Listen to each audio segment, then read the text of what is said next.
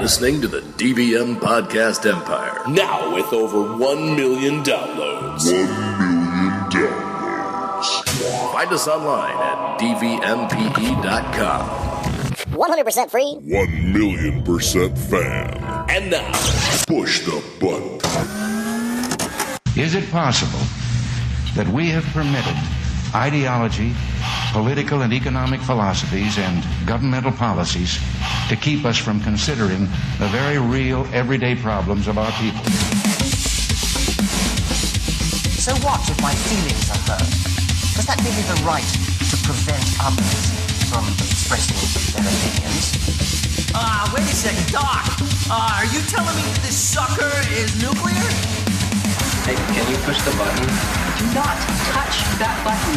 Hey, can you push the button? Do not touch that button. Hey, can you push the button? Do not touch that button. Mr. Anderson. Don't push it. Hey, everybody, welcome back once again to Push the Button Podcast, your number one podcast for all things that get you hot, but you're not supposed to. I am your host, David Vox Mullen. And good morning, and in case I don't see you, good afternoon, good evening, and good night. I'm your other host, Mr. Anderson. And with us today, we have a special guest, one of the newfound fans of the Push the Button Podcast, who happens to be the creative director of Vegas Fuel Energy Drink, which is available right now at Rite Aid and GNC nationwide. And he's an actor, he's a podcaster, he has a podcast network of his own. Why the hell do we have him on this show? He's my competitor. I'm just kidding, he's a great guy. Jordan Colson. Jordan, how are you? I am absolutely honored and pleasured to be a part of the Push the Button podcast. I'm a big fan of the show, a connoisseur of the show, if you will. So thank you both for having me. I love it. Hey, it's a pleasure to have you, man. I ran into you through Ken. I guess you and Ken had a relationship going, and Hey! Whoa, hey. Show. Well, it's legal now. It's okay. And he introduced me to Vegas Fuel. I can't wait to there's no good way to say that appropriately. I can't wait to try some.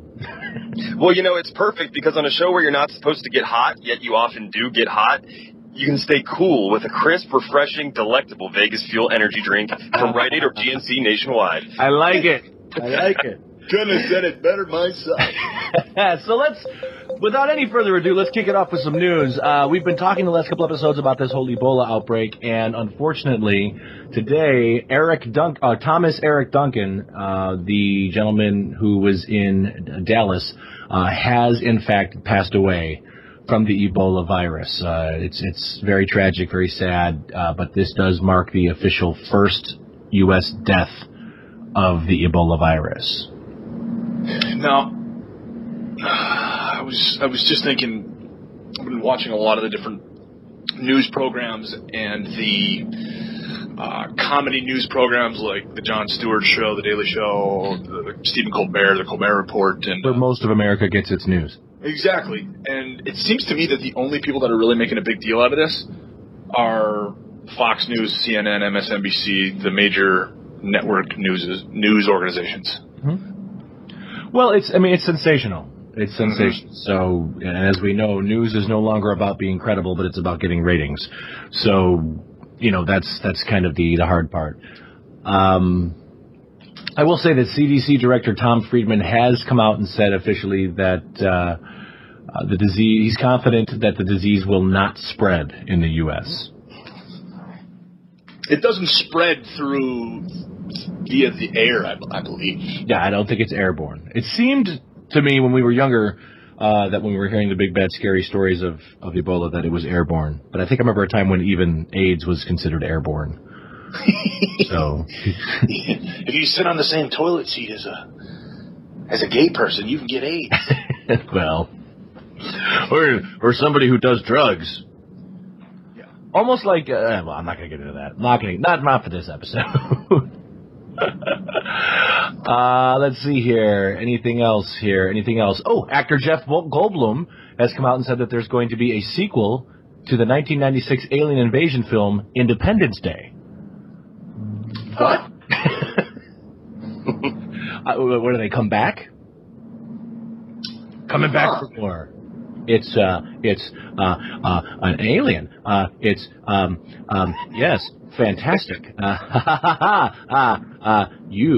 No. Anyway, that's the second Jeff Goldblum impression. That is. I just love doing the Jeff Goldblum impression because, people don't understand what the heck I'm doing when I do it, but that's probably not a good sign.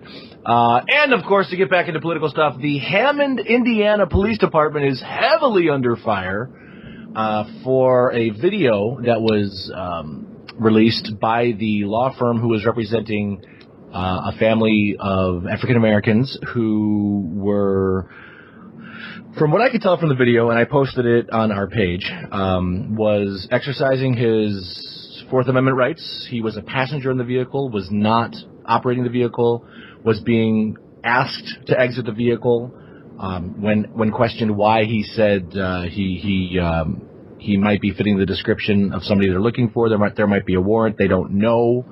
And he said, well, I'm not comfortable exiting my vehicle. He exhibited everything you're supposed to. He had his children in the car, and basically the police just said, if you don't come out, we're going to bust your window in front of your kids, an actual quote. And then they did. And then they tased him, and then yanked him out of the car and arrested him. Turns out they had to let him go, and now the family is suing the Hammond, Indiana Police Department for excessive force. And so, yes. Now, this was a video I saw 2 days ago, posted it on my personal Facebook page, and it only had like 40,000 views. As of today, it has been all over the media. It's top 10 trending on Facebook, and it is at least 200,000-300,000 views now. Yeah, and the best part about that whole scenario is I believe they were pulled over for seatbelt violation. Yes. So there's your probable cause, or lack thereof. Which was the same reason that the guy that got shot in the hip last week was pulled over also, I believe. There was the kid who got out of the vehicle. The cop told him, give me your driver's license. He reached back into his vehicle, and the cop shot him 4 or 5 times. Only hit him once in the hip. But I believe that was over a seatbelt violation also. Yeah. So, obviously, it's, we are free Americans. We have the freedom of speech, allegedly, and freedom of an opinion. And at this well, that's not a given right, but we just have our opinions anyway. And, I mean, me personally, I think that's just a bit much. A bit excessive. It's not like they're in Missouri during, the protesting. This is Hammond, Indiana. I mean, what the hell happens in Hammond, Indiana? How do you feel about that, Jordan? What's your takeaway on that? I think probably similar to all of the recent, situations involving police brutality or perceived police brutality. Things like this have probably happened for years and decades, but now with everything being able to be captured by cell phone, everybody has a camera on them, instant access to information at all times. These things are just more prevalent, or seemingly more prevalent, and it's unfortunate, but I'm sure the police have their reason for acting this way. I don't think that most policemen that I know are, out to be vindictive or out for blood or anything like that. So I'm sure there's a good reason from that standpoint, and it's all just magnified due to the, instant access to information. Yeah, well, and I would agree with that to a point. I would say that the handful of police officers that I know who are absolutely respectable gentlemen, they and ladies, they definitely understand their position. There are constantly changing laws that they have to keep up on to know what they're upholding and enforcing. But there are many instances where a lot of other officers are not necessarily aware of the rights of the people, which is shameful. They need to be educated on what it is they're exactly upholding and enforcing. And I think it also boils down to accountability from the other officers who are not committing these acts to hold those individuals accountable. And when they see something, do something about it. Well, there's been this long-standing thing with police and firemen and, people, as they call it, on the job, where... It's called professional courtesy. Well, there's a level of not wanting to, throw your team under the bus type mentality, too, where it gets difficult. Well, I think when you're enforcing laws and holding other people to a high standard, then you personally should be held to an even higher standard, or at least the same standard that you're enforcing. I couldn't agree more. Well, let's talk about the topic of the day. Let's. We, Ken, you and I were talking a little bit on the phone the other day, and it came out that both you and I realized that in our youth we had been, quote unquote, bullied. And obviously bullying is something that is a very real thing. There have been eye-opening documentaries, namely Bully, that have been released. Very hard to watch, especially if you've been the receiving end, on the receiving end of bullying. The lack of intervention of those who said that they would, intervene. But I would venture to say that you and I have some very interesting points of view on whether or not things that are being labeled as bullying should really be labeled as bullying. There are things that are absolutely bullying, but there's some things I think maybe need to not be taken so sensitively as bullying. Bullying is bad. Bullying is absolutely bad. But, when my 9-year-old daughter comes home and I make a comment about, her room isn't clean and I wish she would clean her room up, and she says, "Dad, you're bullying me," I think, where the hell did you hear that? Right. So called social services on. Yeah, so there's definitely a fine line now between what's appropriate to say, hey, this is a problem, and socially unacceptable. Yes, I agree. Jordan, have you ever had any experiences with bullying? What's your take on it? Well, gentlemen, I think that bullying is such a hot button issue, hence being on the Push the Button podcast, and it's almost become a buzzword, and this is going to sound crazy to say, but it's almost like such a buzzword and such a staple of pop culture that it's almost become cool to say that.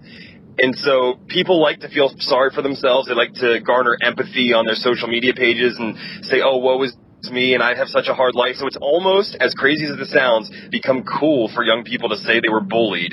Does that make any sense to you, or am I just rambling?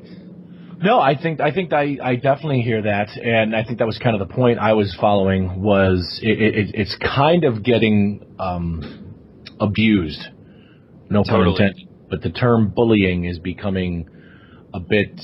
I've seen it used as a response to somebody having a variance of an opinion. Yeah. Which is absolutely unacceptable. Let's bring it back. Let's bring it back. Ken, you said you were bullied as a kid. What does that mean? What does that mean to you? Well, I think we always tend to think that we had it worse than this current generation, and our parents thought that they had it worse than us, and so on and so forth.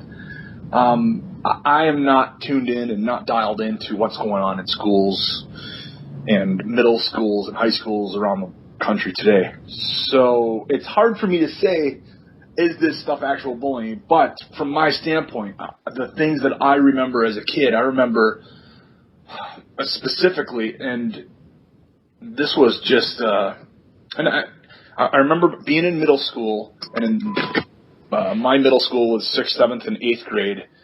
And I remember being in 6th grade, and you were so much smaller than the 7th and 8th graders. The difference in size between a 6th grader and an 8th grader at that point is like, I remember the 6th graders, the 8th graders looked like they were adults. Do you guys remember feeling that way? Yeah, when you look at, when you're in 5th grade, you'd think, 6th graders were huge, let alone 8th graders. Right.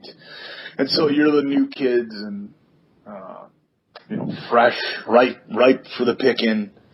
Right. And there were fights on the playground virtually every morning. And there would be, you'd form a pit of 50 to 100 people would all stand around in a circle, and two guys would get in the middle and duke it out. But I do remember specifically there was one kid in particular who, from the time that I can remember, I'm talking 3rd, 4th, 5th grade, till he finally moved away because his parents had had enough of it. This kid was picked on, ridiculed daily, endlessly. At one point I remember 50 people out on the playground taunting this guy. 10 to 20 people were actively participating. There were 5 who were actually getting physical with him. And at one point I remember, and this has stuck with me to this day, and one guy had his arms, another guy had his legs. He was belly down, so his stomach was, facing the ground.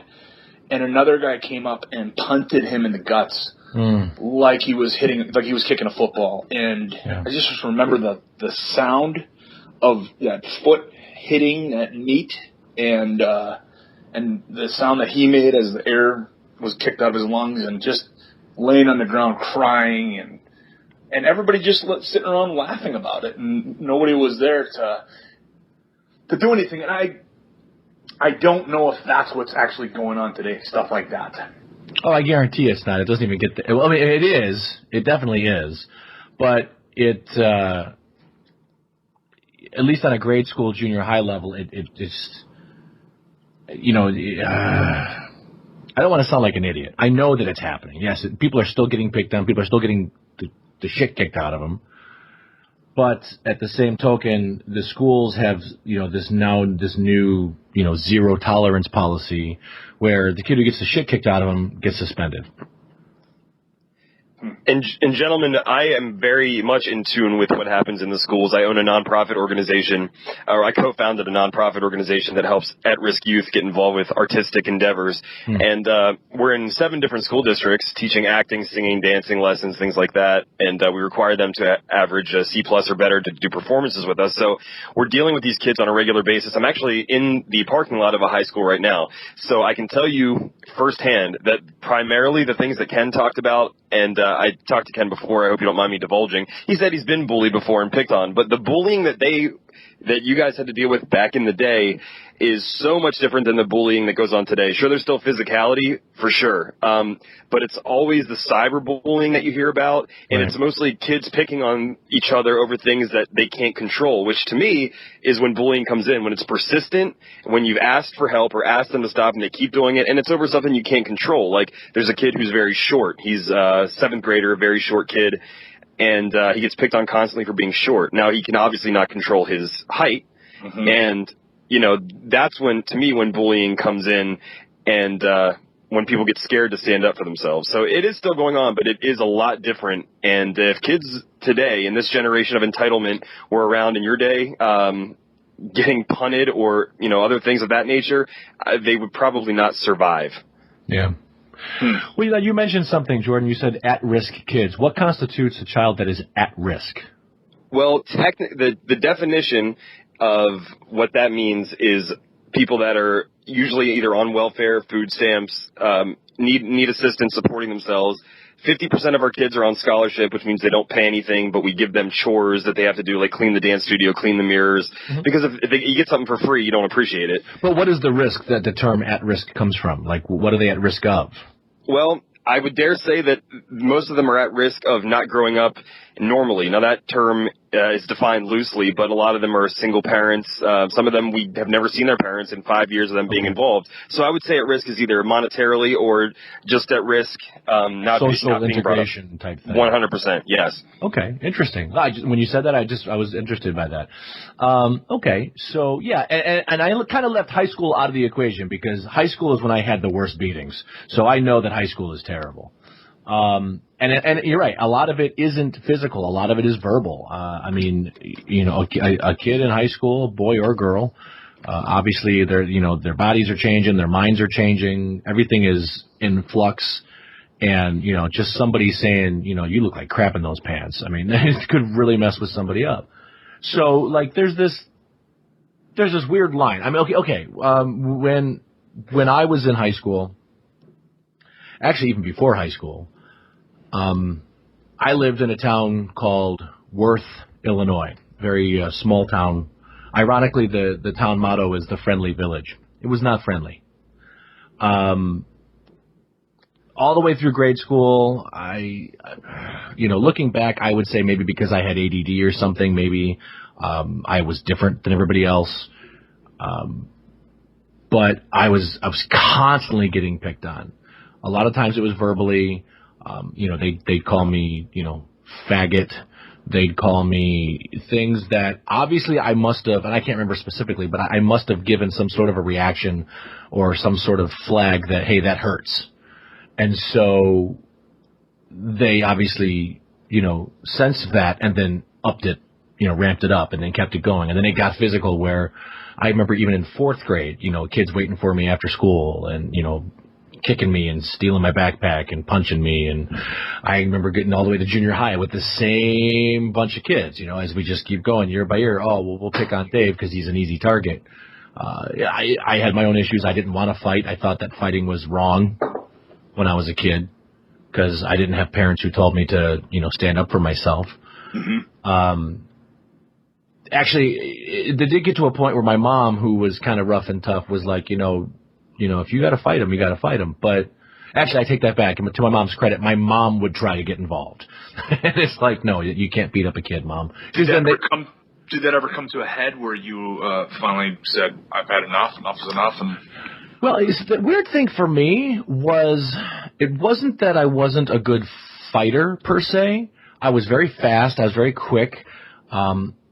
I remember many instances in junior high when I could tell when a kid was about to throw a punch, I would duck, but I would never return fire. You know what I mean? Yeah. Like I could dodge punches and whatnot, but I didn't have it in my heart. I didn't have it in me to come back and clock this kid, which I really should have. But it becomes all, I remember being in at least two different instances in that town where, everybody knows, Dave's going to get his ass kicked after school. And they all follow me when I leave because they want to see the fight. You know how that goes. And, that walk of shame, of fear. Mm-hmm. Then the kid's there and we get into this fight where I won't swing a punch, but this kid's swinging everything he's got at me and I'm evading it, but I don't know what to do. So I'll grab him and maybe I'll drop him on the ground or something and he gets back up. I remember this one fight, it was so crazy. I get the guy in a headlock. He's where his body is away from me. I've got his head under my left arm. And the whole time I'm like, I'm not going to do anything. I'm not going to fight this kid. I don't know what to do. But I was afraid to let him go. Right, because you knew that he would start swinging. Right. So technically I'm winning. You know what I mean? Sure. And I remember I just kept saying, do you give up? Do you want to quit? Do you want to quit? And he's like, no way, man, no way. And so finally I'm like, I'm tired of this. I'm like, a good 20 minutes had gone by. And, of course, this is in the 80s, so all my friends are telling me to, they're giving me the DDT symbol. I'm like, I'm not going to do that, And not without a short clothesline first. Not without a short clothesline or Damien at my side. So, but yeah, so I was like, I don't know what to do. So finally I says to the guy, I think I'm like sixth grade. I'm like, dude, how about we just say you won? And he's like, fine. So I let him go. We calm ourselves down. He goes away. I go home. I come to school the next day, and it's, Dave got his ass kicked by this guy. I'm like, I totally did not. But then it's, there's just the word gets out, and it's ridiculous. Mm. And then we moved, and I was so happy we moved. We're moving away. I'm so happy. I'm getting away from all these assholes. I moved to a town called Crestwood. I go to an Oak Forest high school, and boom, all over again. It's like they knew. I was called. I must have been. I was called faggot again. And that's got to mess with you because you were in one town, 10, 15, 20 miles away. You go to another town where nobody knows who you are or where you came from or anybody that you knew, and they cone in on that, and it's like, what? I think at that time that was the worst thing you could possibly call somebody. Agreed. Mm-hmm. But it definitely stayed with me for a long time, and it messed me up for a while. And I'm not saying that anybody who's homosexual is bad. I'm saying at that time it was definitely a very derogative thing, and there was a lack of education at the time, so we didn't really know any better. And yeah, it was shitty. And honestly, it just got to a point where it seemed to just kind of fade away by my senior year. And then I never had to deal with that shit again. You know what's really interesting about that whole story and getting your ass kicked, the biggest thing that probably bothered you at the time was that guy walking around saying, hey, I kicked Dave's ass. And that's the thing. That the perception of getting your ass kicked and everyone thinking it is almost worse which is the reason people bully in the first place anyway. They want the approval of others, and they're constantly seeking reassurance, and they're all insecure about themselves, and that's probably why they bully in the first place. Now, jump ahead 20 years, and the irony is that kid found me on Facebook, and his life has completely turned around, and he wanted to tell me that he was sorry for all the shit he caused, and blah, blah, blah, blah. And it was one of those things where, like, now we're friends on Facebook, and I'm like, whatever, man, you know? Do you still sort of, is it hard for you to let that go, or do you still sort of... Not him as a person, not him personally. I get that he had his own shit growing up. Yeah. But the situation, I really wished I would have done more. But at the same time, as you and I were talking off air, all of that kind of made me who I am.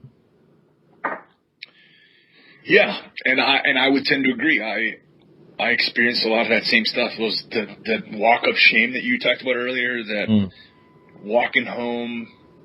So I had a particular guy from the time that I remember I was in second grade and he was in third grade. We got into a fight in his front yard, and somehow I ended up coming out on top. I would say I beat him or won. I came out on top. And I remember I ripped his shirt. And from that day forward, he vowed that he would never forget that day. Wow. And he had a little entourage of people that hung around in the neighborhood with him. And he picked on me from the time that I was in second grade until I was in high school.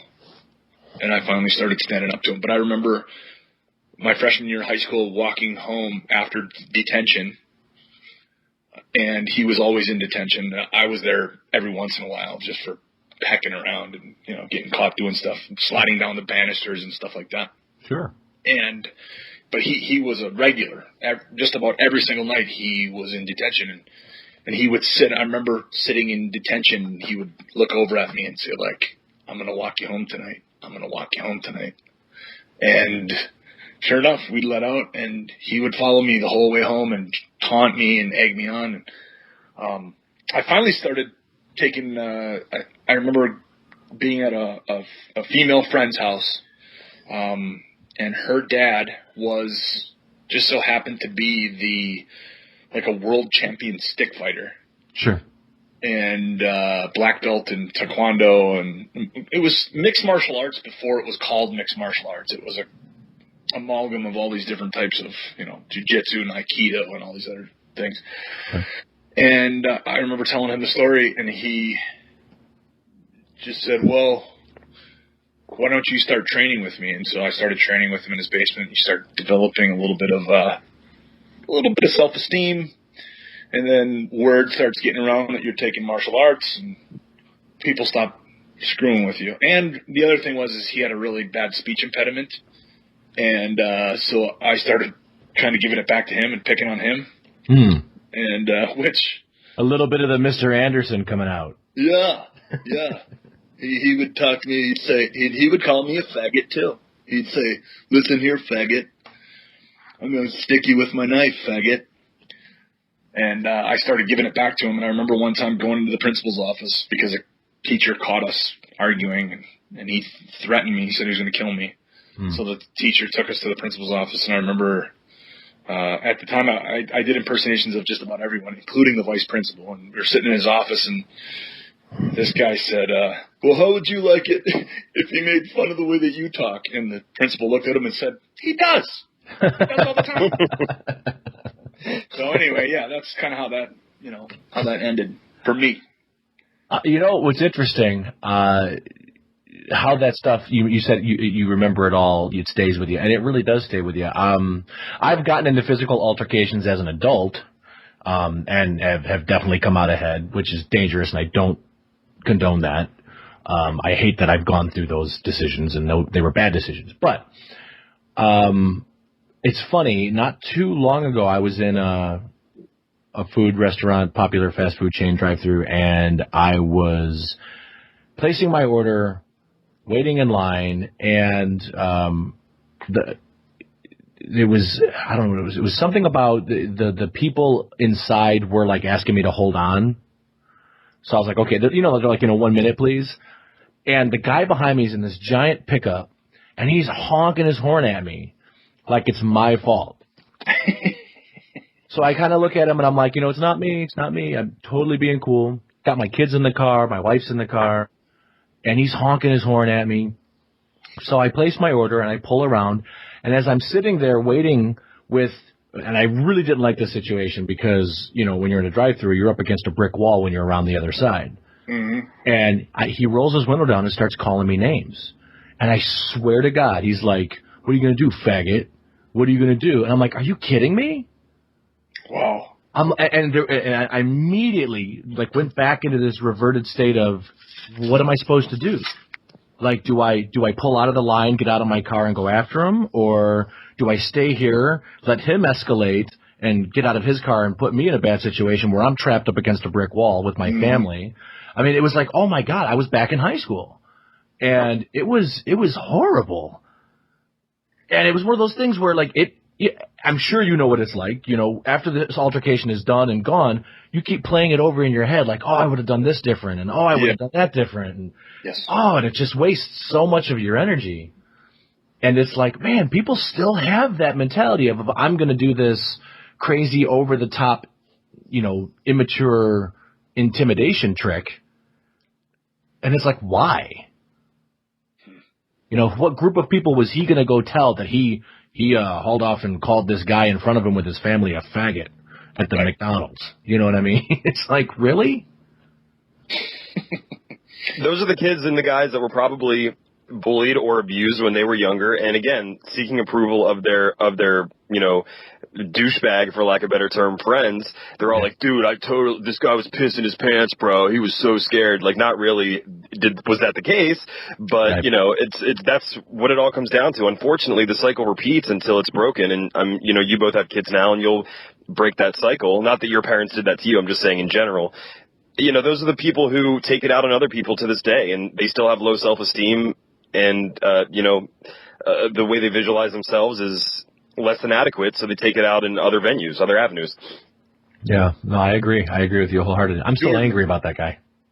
Jordan, were you bullied at all in growing up? I remember in 6th grade, as you guys were hearkening back to your days in middle school and high school, I wore Airwalk sneakers, if you remember what those are. Oh, yeah. And I was not a proficient skateboarder. You're a skater, dude. I was a poser, Mr. Anderson. That's right. Because I could not even do like a simple trick, but I thought airwalks were cool, and I thought skating and wearing flannels and Green Day shirts was cool, and so I got picked on by this group of skaters for being a poser, and at an early age I thought, well, these guys could probably kick my ass, and they're older, like you said, so instead of like really trying to combat these guys, I just didn't wear airwalks anymore, and they kind of forgot about me. So, I don't think it's that easy for everyone, but there's definitely an old school guy out there listening right now. For example, the guy who owns Vegas Fuel, I just talked to him about bullying when I told him I was going to come on the show, and he was like, you punch the guy in the mouth one time, bullying's over. Bullying doesn't exist. And I'm like, well, okay, this guy's in his 60s, and so you know what generation he comes from. Sure. And it's not that easy. However, there is something to be said for don't retaliate, don't instigate, but it's not always that easy. But there is people that say bullying is a crock of shit, and all you have to do is avoid it. But in your cases, I guess that wasn't an option. Yeah, I mean, there does come a point where, again, I was never wanting to be the fighter. I never wanted to be. I never wanted to throw a punch, and even when I was in altercations where it was physical, thankfully I had enough presence of mind and body. I mean, I wasn't a tiny kid. I was a big kid. I was 6 foot, broad shoulders. I mean, I could move. And to this day, part of me wonders if that's what made people angry. Like, Dave is an easy target. He looks big and tough, but he doesn't fight, so I can beat him up and everybody will think I'm tough. Mm-hmm. Because I was muscular and whatnot, but I never used it that way. But whenever I would get into altercations, I would somehow come out okay, like you can. Like I'd come out on top. Very rarely did I ever get. I take that back. I've had a few black eyes, but for the most part, punches didn't really land on my face. On occasion they did. On occasion, if I just screwed up or moved wrong, they'd catch me. But I also noticed, this is kind of ridiculous, but I also noticed that it never seemed to hurt as much as I thought it would. Mm-hmm. When you get punched in the face, it's like, hey, that didn't hurt that bad. It actually amps you up. To me, it does, yeah. Whenever I get hit in the face, which you do frequently, right? Right.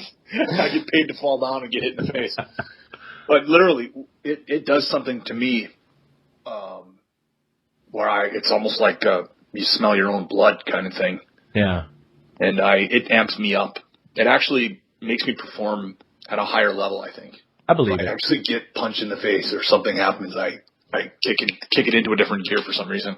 Well, yeah, I mean, when you get into acting, absolutely. Absolutely. I mean, if you're in a fight scene and there's actual contact, whether it was intentional or not, you can't screw up the scene, so you just use it. And all of a sudden, you fuel up and you get into it. I've done plays and short skits where, I was supposed to take a hit and it was supposed to be, punch pulled, and it wasn't.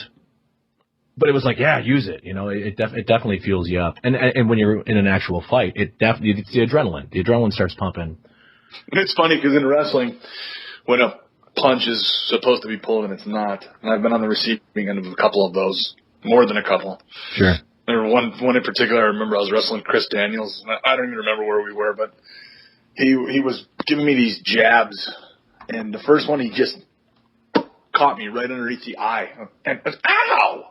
And he said, immediately, it's funny because your adversaries, wink, wink, right? And he immediately popped me, and less than a half a second later, he's like, "Sorry, bro." Yeah. And my response is, "That's okay, it's fine." And I got the biggest black eye that I've ever had in my entire life. It's ridiculous. I've got pictures of it. I'll send them to you. You can put them on the. Have you ever had your eye closed? Oh yeah, that was the time right there. That was it. Yeah. Mine was in like freshman year. Guy was waiting for me, and it's funny. It was a crowd of people around me, and we're doing the circular dance, and he clocks me right in the eye, and I don't know what happened, but like he goes, "I'll tell you this one thing, Dave, you sure can punch." And I was like, I don't even remember swinging. And then all of a sudden, I couldn't see out of my eye, and then I realized, holy shit, he just Rockied me. So I just put my hands up and walked away. I was like, I'm done, and I just walked out. It was the weirdest thing. Like, wow, I could have done this the whole time. I walked out of the school, left, got in the car, and then of course my mom was like, "What the hell happened to you?" I was like, a door opened up when I was running, and I hit the door. To which of course she didn't believe that, but Have either of you ever done any bullying yourselves? Have you ever partaken in the bullying of another human being? I would like to think not, but probably in my younger days, I'm sure that we teamed up on an easy target. Like one of my best friends, John, his little brother Todd, who's no longer little, but he was younger than us. So I'm sure we picked on him a little bit too much, and things probably went too far at times. But I think it was all verbal stuff, which in all honesty can a lot of times be worse and cause lingering effects. And I'm not trying to detract from either of your physical, bullying or anything like that. That was real to me, damn it. But I mean, in verbal abuse can often linger even longer and make you feel more emotionally distraught than physical abuse. It's almost like, oh, I got punched, I have a black eye, here, my pain is right here, it's there, and it lingers for a while, but it's gone. Where verbal abuse makes you have a stigma about yourself, like, man, maybe I really am a piece of shit, and I'm going to feel terrible about myself the rest of my life because I've always been told that. There it is. Yeah. It leads to really low self-esteem. I see it all the time. Did I ever do it? I'd like to think not really, but I think everybody probably has at some point. That's what's so therapeutic about Push the Button is we start getting honest. Mm-hmm. I don't think I bullied anybody physically. I know I didn't, but I definitely to this day am guilty of verbal bullying. At least as an adult. I often find myself having to return to somebody and say, "Listen, I was an asshole. I'm sorry." But I do take pride in the fact that I recognize that and go back and apologize. Mm-hmm. But yeah, I don't. For the most part, I don't think that I'm perpetuating the cycle. I don't think. I definitely try to teach my kids to stand up for themselves and stand up for those who are getting picked on.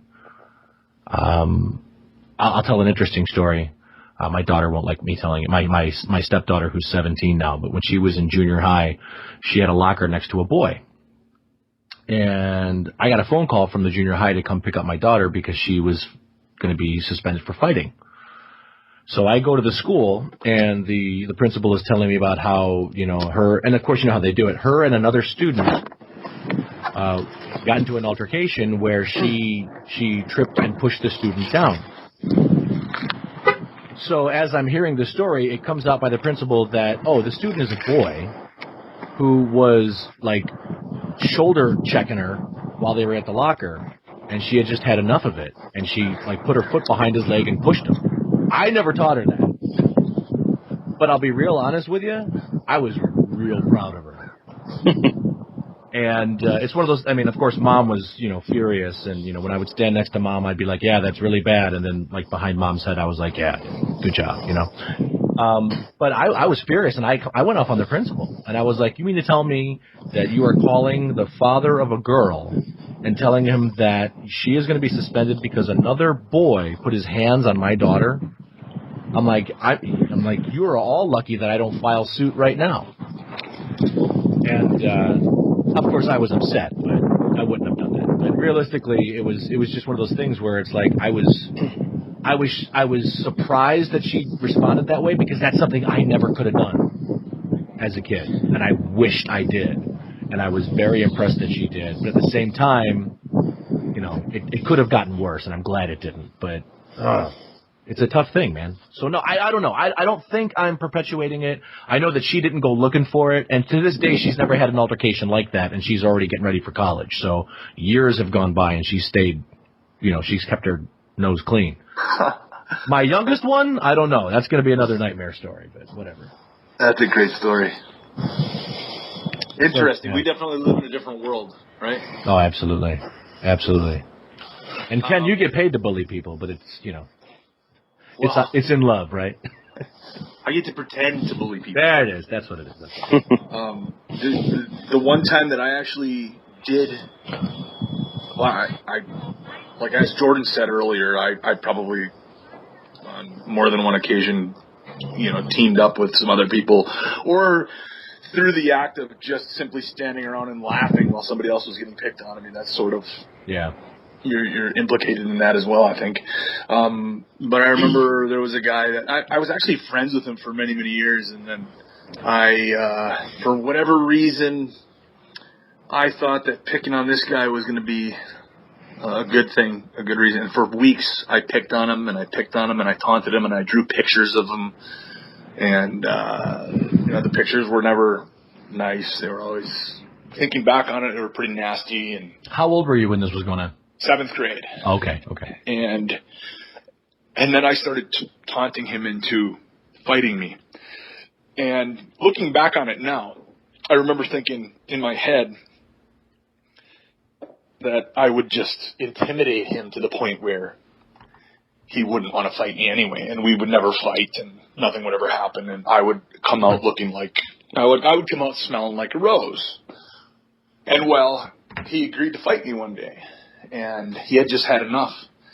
And I remember thinking, I don't know how to fight, and I didn't have the first clue, and that's why in so many situations, I just wouldn't fight because I didn't know how to do it. I didn't know what to do. I didn't know how to throw a punch.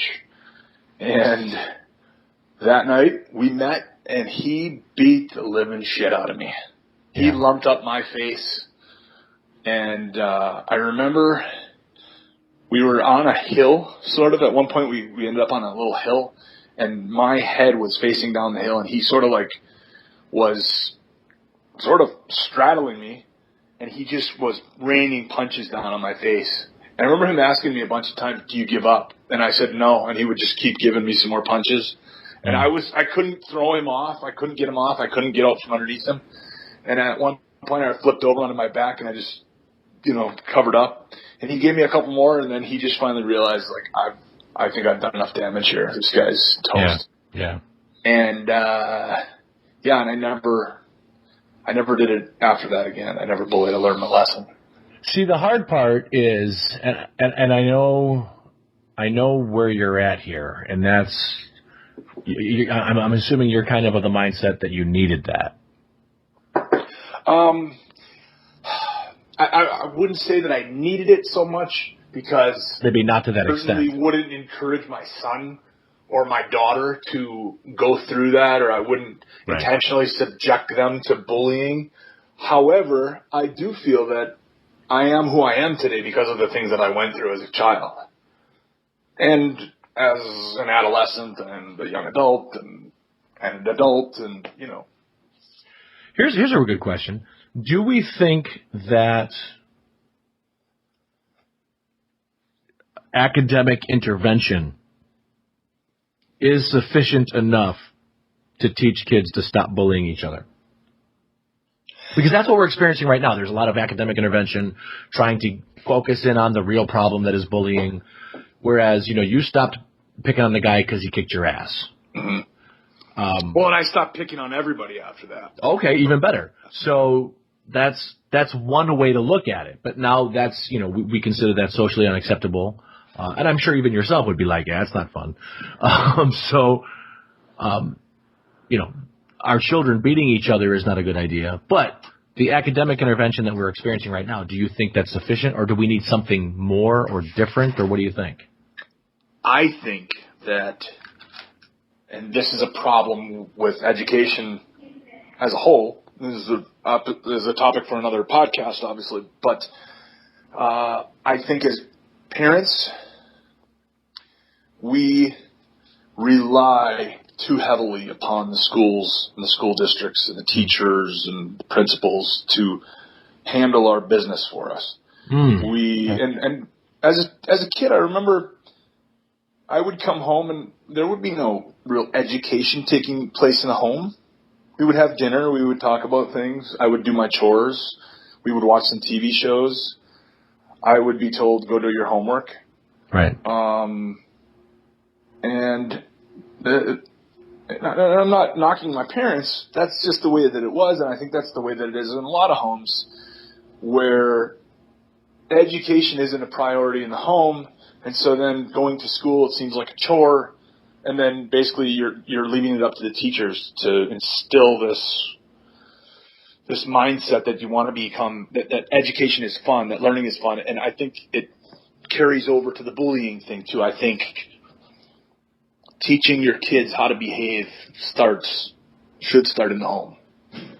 I agree with that 100%, and I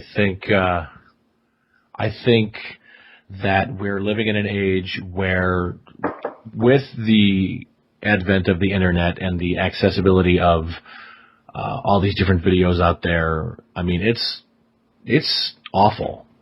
That when there are fights, you know, there's the girls who fight just as brutally as boys did. And, you know, go on YouTube, you can see it. It's disheartening. I remember my teen, when she was younger, she would see videos of girl fights that were brutal. And I would say, see, like, you know, that doesn't sound like that'd be something fun to get involved in. You know, and I used to try to steer her clear from hanging around with kids who were doing it, you know. And, I think with that accessibility, I think if parents are smart, they'll expose their kids to that stuff and say, look, this is what can happen if you allow things to escalate either on your end or on the receiving end. Jordan, are you back with us? I'm back with you guys. Hopefully you can hear me a lot better. I'm in a quiet spot. I'm actually in a high school right now, so it's interesting. All the stuff you're talking about applies directly to what I'm about to deal with for the next 2 hours. It's a lot of kids who will pick on each other. A lot of it's just, you know, in jest, but a lot of it goes too far at times. And, you know, it's a lot of, I have to correct them. And, you know, it's my job is to come here. I'm teaching them hip hop dance routines, tasteful with no swearing or no derogatory terms in the lyrics and anything like that. But, you know, a lot of times I find that these kids have less and less home training as, you know, in modern society. And it's crazy because they all know how to use technology and they all it's a different generation than even 5 years ago, 10 years ago, obviously 20 years ago. And bullying is like a buzzword that it does happen, but it really does start at home, which is probably could be said for any topic that you guys discuss. Sure. But there's a lack of home training here, and they don't have the certain values that when we were kids, were just instilled from the beginning. Well, I think the majority of our episodes on topics that we've discussed all seem to end up in the same place, which is we need better education, whether that's academically or familial. Yeah. Yep. Education. And you know what else we need is open dialogue between parents and kids, and they need to not be afraid to come to their parents and say, hey, this is what I'm dealing with. Don't punish me. Relate to me, communicate with me. And it really comes back to communication. I'm about to get married in a few months, and I've learned that marriage is communication as well, and so is anything. And that's why Push the Button's so awesome. It's an open line of communication. Listeners can chime in and hear you guys debate it. And a lot of times, when a kid has a problem, they're feeling really stressed out or they're feeling inadequate, just talking about it, having someone listen, they vent their frustrations, and then they feel okay afterwards. And that's really, I think, the catalyst for ultimately living better lives is communicating about it. What helped me was knowing that other people I looked up to, adults, men, had expressed that they had gone through those scenarios and they came out okay. I think there's that It Gets Better campaign. I think that's very interesting, kind of like just hang in there type of a mentality. But there's that fine line between, hang in there and take a beating or, try to avoid it. I don't know. I wanted to get to it. I had a friend in high school who was getting picked on relentlessly, and inevitably he ended up taking his life. And this was in the early 90s. So it was an amazing event. It shook the entire community. And there was a part of me that was kind of like, yeah, bullying sucks. This is what it does. And, of course, everybody who picked on him, what made me really mad was the people who picked on him went to his funeral. And I was like, you're the reason. Even though that's not the case. Realistically, he had his own issues, and we can get into that sort of topic on another episode. But it was the ultimate hypocrisy to me that the kids I knew who were ripping on him and making fun of him and picking on him were now using his actual death as an opportunity to make it about themselves. Now they were victims. Yeah, exactly. I knew him. He died. Oh. Yeah, everybody likes to be the victim. Yeah, I mean, that guy died in Texas with Ebola. I've been to Texas. Right. All right, well, unfortunately, I'd love this discussion, and I would love to keep going, but we're running out of time. So, listen, I just want to thank Jordan for joining us. It's really awesome to have you on the show. Again, you can check out Vegas Fuel, VegasFuel.com. You can get it available at Rite Aid and GNC Nation. And you can check out his podcast. You are the Voice of Vegas? That is correct. Voice of Vegas on iTunes and conveniently located at voiceofvegas.podbean.com. We don't have anything like to contribute to society or the world like Push the Button does. We're just like, pointless, witty banter, hopefully witty banter. We have a show with Robbie E. and EC3 who are near and dear to the heart of Mr. Anderson and wrestling fans everywhere. And we can't wait to have you guys on the Voice of Vegas. We'll talk about fun, awesome stuff, and it's a little bit lighter than this, but this is very necessary. We'll make Ken talk about wrestling because we don't do it here on this show. Yeah, it's actually, I think that's awesome that you don't do that because it lets people realize that wrestlers and wrestling fans are not bloodthirsty Neanderthals. So, right. Again, I so appreciate you guys having me on. Thank you so much. It's very interesting, and I love all the shows. Keep it coming. Thank you so much. And, as far as I'm concerned, bullying sucks in all different forms. Ken, what do you think? Yeah, bullying sucks. Parents, educate your kids, talk to your kids, mold them, shape them, take an active participatory role in their lives, and teach them not to be dicks. And, don't be a dick. I love it. Don't be a dick. I love that T-shirt. Just don't be a dick. Instead of be a star, we can have don't be a dick. Don't be a bully and don't be a dick. Anyway, we're going to get phone calls now. I love it. All right. Send us an email, pushthebuttonpodcast@gmail.com. You can give us a 5-star review on iTunes. We would love that. Hit us up on Twitter at pushthebuttonpod. Find us on Facebook. There's a bunch of stuff that we talked about today. It's on there. You can take a look at it, comment. We'd love to hear from you. In the meantime, I'm David Vox Mullen. And I'm Mr. Anderson saying, Jordan, David, don't get freaking hot. Hey, can you push the button? Do not touch that button. Hey, can you push the button? Do not touch that button. Hey, can you push the button? Do not touch that button. Mr. Anderson. Don't push it. David Vox Mullen here to tell you all about what's new this fall on the DVM Podcast Empire. The new TV season is here, and we've got a great lineup for you. New shows like Gotham, The Flash, Forever, iZombie, Better Call Saul, Constantine, The Messengers, and Wayward Pines. We've also got new DVMPE original shows like Movie Mojo Monthly, Loot the Room, TV Resurrection, The Comic Book Podcast, Fangirl Zone, Push the Button, and The Windy City Rejects. And yes, all of your favorites are coming back as well, like the Podcast of Interest, Arrowcast, American Horrorcast, The New Who Podcast, Game of Thrones, Grimm, Once Upon a Time, The Walking Dead, and so much more. Of course, absolutely none of this would be possible without the support of our listeners just like you.